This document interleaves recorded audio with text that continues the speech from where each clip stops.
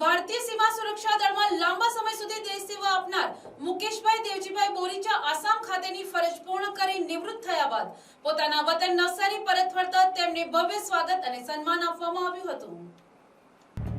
Navsari railway સ્ટેશનથી જલાલપુર લીમડા ચોક થઈ કિરણનગર સુધી સમાજના લોકો દ્વારા વિશાળ રેલીનું આયોજન કરવામાં આવ્યું હતું।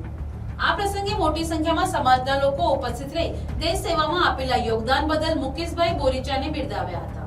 આ સન્માન કાર્યક્રમમાં સમાજના આગેવાનોમાં નાનજીભાઈ લાખાભાઈ લુહાર, એડવોકેટ પરેશભાઈ વાટવેચા, વિપુલભાઈ મકવાણા, કેશુભાઈ બોરીચા તેમજ રમેશભાઈ વાળા સહિત અનેક મહાનુભાવો હાજર રહ્યા હતા।